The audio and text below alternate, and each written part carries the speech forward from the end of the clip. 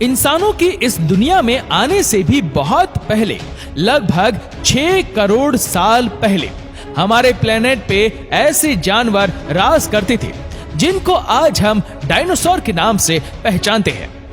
इन dinosaur ने हमारी दुनिया पर 100 या 1000 सालों तक ही नहीं बल्कि पूरे 18 करोड़ सालों तक इस दुनिया पर राज करते रहे। डायनासोर की तादाद इतनी ज्यादा थी कि अभी तक रिसर्चर्स को 900 से भी ज्यादा ऐसे फॉसिल्स मिल चुके हैं जिनका ताल्लुक अलग अलग डायनासोर की किस्मों से जोड़ा जाता है।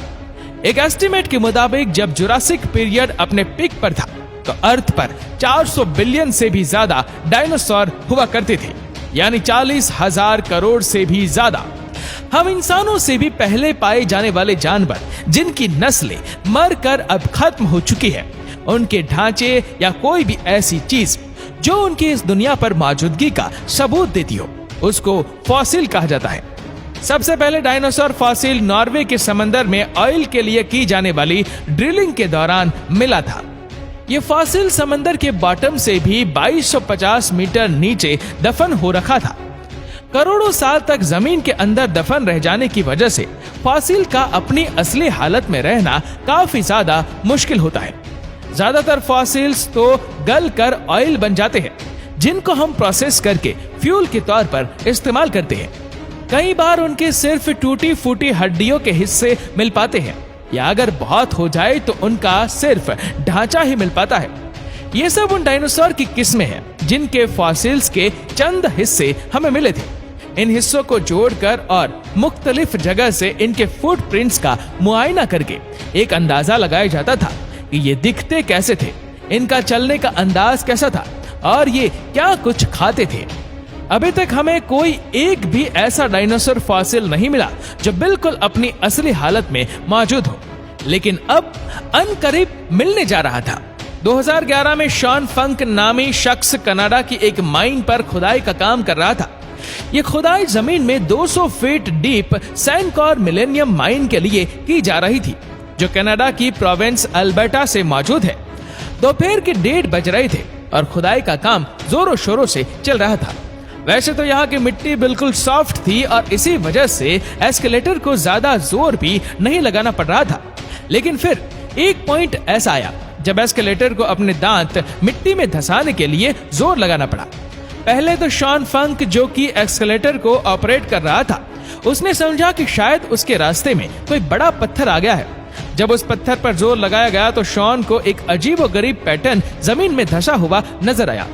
चारों तरफ डार्क ब्राउन मिट्टी और उसके बीच में एक ऐसा पैटर्न जिसके अंदर इस तरह के स्कल्स बने हुए थे।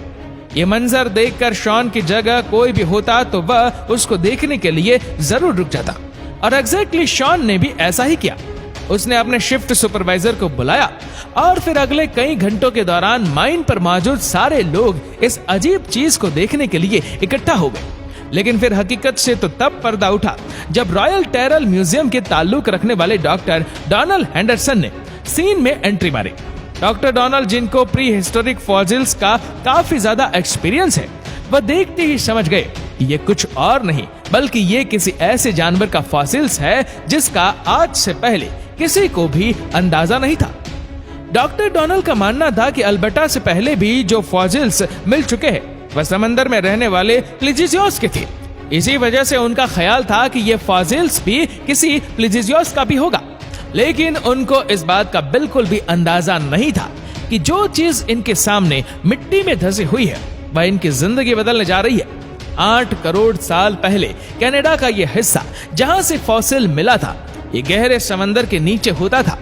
जो प्लीजियोस इस समंदर में रहते थे वो मरने के बाद जमीन के अंदर धंस गए और इसी वजह से इस एरिया से ज्यादातर फॉसिल्स प्लीजियोस के ही मिलते हैं। लेकिन मिलने वाला ये फॉसिल्स भी प्लीजियोस का ही था या किसी और जानवर का, और सबसे बढ़कर ये कि आखिर वह दिखता कैसा था। ये सब जानने के लिए जरूरी था कि पहले इसको सही सलामत जमीन से बाहर निकाला जाए, और ये काम इतना आसान नहीं था।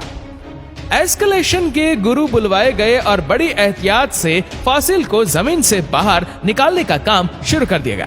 फॉसिल के साइडों और ऊपर से मिट्टी हटा दी गई और अब बारी थी इसको जमीन से अलग करने की।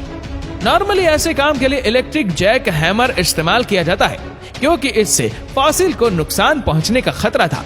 इसी वजह से एक्सपर्ट्स ने हाइड्रोवैकिंग टेक्नोलॉजी का इस्तेमाल करने का फैसला किया। हाइड्रोवैकिंग ऐसी टेक्नोलॉजी होती है जिसमें पानी की हाई प्रेशर गन से किसी भी चीज को काटा जाता है और साथ साथ इंडस्ट्रियल ग्रेड वैक्यूम से मिट्टी और पानी को शक कर लिया जाता है। हाइड्रोवैकिंग के जरिए काम बड़ी महारत और काफी तेजी से कर लिया गया। अब ये जायंट पत्थर जिसके अंदर फॉसिल मौजूद था वह जमीन से अलग हो चुका था और अब बारी थी इसको उठाकर ट्रक में लोड करने की। एक्सपर्ट्स का ख्याल था कि इसको क्रेन की मदद से उठाकर ट्रक में आसानी से लोड कर दिया जाएगा, लेकिन कहीं ना कहीं सबके दिल में यह डर जरूर था कि लिफ्टिंग के दौरान कहीं कुछ एबनॉर्मल ना हो जाए, और बिल्कुल वही हुआ जिसका डर था। जी हाँ, जैसे ही क्रेन ने फॉसिल को ऊपर उठाने के लिए जोर लगाया तो एक ही झटके में 2 हिस्सों में बंट गया। ये देखते ही साइट पर मौजूद तमाम लोग बड़ी मुश्किल में फंस गए। जहां एक्सपर्ट्स को अपनी मेहनत जाया होने का दुख था, वहीं रॉयल टेरर म्यूजियम की टीम को फॉसिल के टूट जाने का गम खाया हुआ था। फॉसिल दिखने में तो पत्थर जैसा लग रहा था, लेकिन उसका सेंटर काफी ज्यादा नाजुक था जो क्रेन के प्रेशर को बर्दाश्त ना कर सका। लेकिन ऐसा नहीं था कि सारी उम्मीदें खत्म हो गई हो। बेशक फॉसिल टूट चुका था, लेकिन ये अभी भी कंप्लीट था। इसके अंदर क्या कुछ छुपा है ये जानना अभी बाकी था। फॉसिल के तमाम हिस्सों को अच्छी तरह पैक करके रॉयल टेरर म्यूजियम पहुंचा दिया गया था, जहां अब एक और दिलचस्प हकीकत से पर्दा उठने का वक्त आ पहुंचा था। इस पॉइंट पर किसी को भी फॉसिल की असल हकीकत मालूम नहीं थी।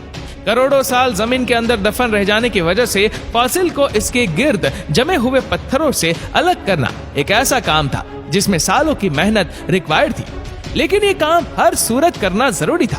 पूरे 5 साल और 7,000 घंटों की मेहनत करके फॉसिल को जब पत्थरों से आजाद करवा लिया गया तो जो कुछ देखने को मिला वो पिछले कम से कम 8 करोड़ सालों से किसी ने भी नहीं देखा था।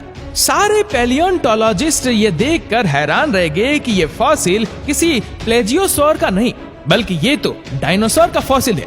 लेकिन सबको ये एक जोर का झटका तो तब लगा जब उनको ये मालूम पड़ा कि इस डायनासोर का फॉसिल इतनी अच्छी तरह प्रिजर्व है कि अभी तक इसकी खाल भी डैमेज नहीं हुई।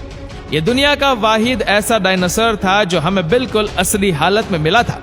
माजी में जितने भी डायनासोर फॉसिल्स हमें मिल चुके हैं, ज्यादा से ज्यादा उनकी हड्डियां मिलती थी और फिर कई सालों की मेहनत करके उनको वापस जोड़कर म्यूजियम्स में रख दिया जाता था। रेडिश ब्राउन कलर की स्किन, सेल्फ डिफेंस के लिए पूरी बॉडी पर आर्म जैकेट और 3.3 टन वजनी इस डायनासोर के बारे में इससे ज्यादा और कुछ मालूम नहीं था।